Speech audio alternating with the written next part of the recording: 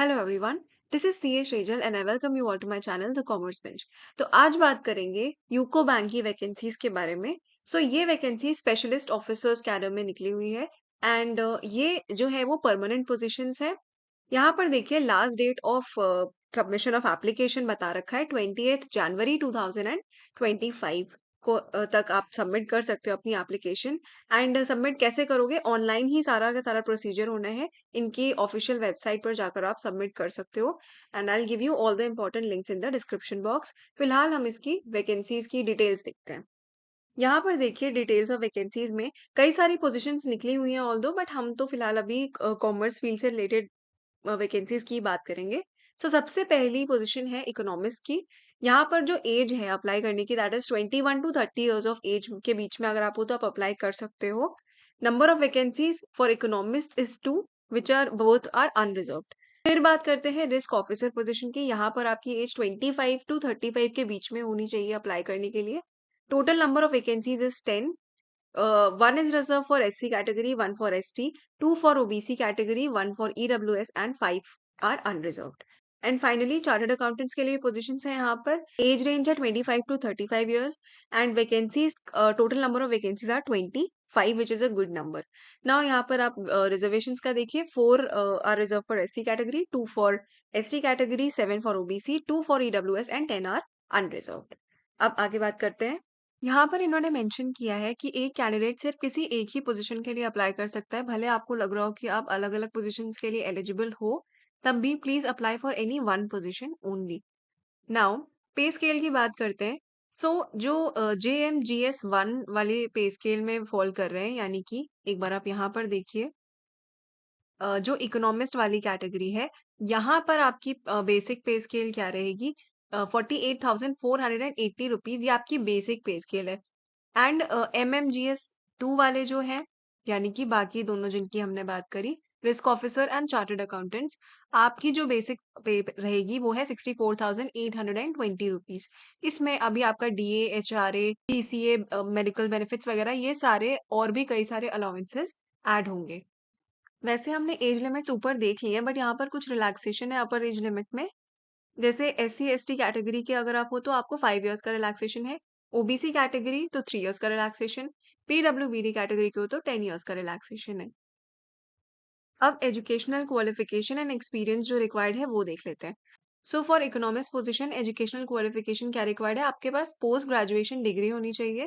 Economics, econometrics, business economics या applied economics, financial economics, industrial economics, monetary economics और equivalent from a university, मतलब किसी भी university से, आपके अगर आपके पास रिकॉग्नाइज यूनिवर्सिटी से ये इनमें से किसी भी सब्जेक्ट में पोस्ट ग्रेजुएशन है, तो फिर आप इस वाली पोजीशन के लिए अप्लाई कर सकते हो इकोनॉमिक्स के लिए।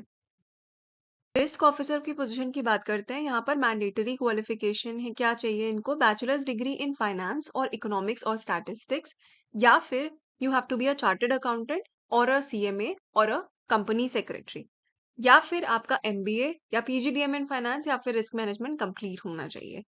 उसके बाद इन्होंने बताया डिजायरेबल है कि अगर आपका CFA कंप्लीट है या फिर FRM PRM में से कुछ भी, तो फिर वो प्रेफरेबल होगा, आपके ज्यादा चांसेस होंगे सिलेक्शन के। उसके बाद एक्सपीरियंस देखिए, ये भी मैंडेटरी है। मिनिमम 2 इयर्स का एक्सपीरियंस इन बैंकिंग और फाइनेंशियल सेक्टर। कहाँ पर स्पेसिफिकली आपका रिस्क मैनेजमेंट या फिर रिलेटेड फंक्शंस में आपका एक्सपीरियंस काउंट किया जाएगा। उसके बाद चार्टर्ड अकाउंटेंट्स वाली पोजीशन के लिए देख लेते हैं। एजुकेशनल क्वालिफिकेशन ऑब्वियसली आपका CA कंप्लीट होना चाहिए।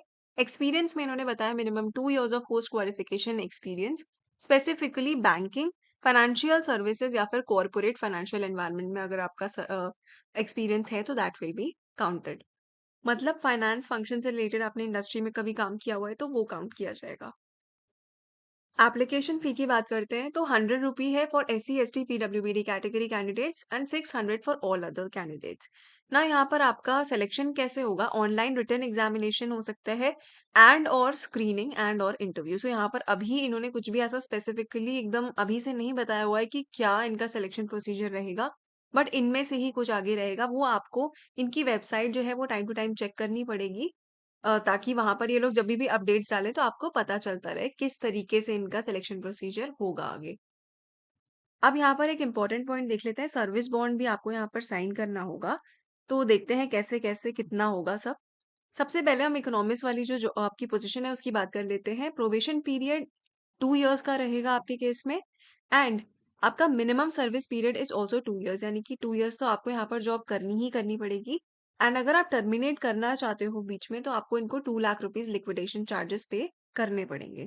अब बाकी risk officer and chartered accountant वाली पोज़ीशन की बात करते हैं। तो आपके लिए प्रोबेशन पीरियड इज़ 1 ईयर, उसके बाद आपका ये परमानेंट जॉब में कन्वर्ट हो जाएगा and then minimum service period आपका यहाँ पर आपके लिए भी 2 ही साल है and liquidation charges is also 2 lakh rupees अगर आप बीच में टर्मिनेट करना चाहते हो 2 इयर्स से पहले। ओके, आगे बात करते हैं। यहाँ पर इन्होंने बता रखा है कि आपको किस कैसे-कैसे अप्लाई करना है, पूरी प्रोसेस बता रखी है। तो सबसे पहले तो आपको यहाँ पर रजिस्टर करना पड़ेगा एंड देन आप इसमें इनका फॉर्म भर सकते हो। ओके, सो सारे लिंक्स मैंने आपको बताया है कि मैं आपको डिस्क्रिप्शन बॉक्स में प्रोवाइड कर दूँगी। So that's it from my side. अगर आपको ये वीडियो अच्छा लगा हो तो please like this video and share it with your friends. Subscribe to my channel. Please, आप लोग बिना सब्सक्राइब किए चले जाते हो वीडियो देख के। Please do subscribe, this gives a lot of motivation, बहुत ज़रूरी है ये मेरे चैनल के लिए। तो please subscribe. Thank you so much.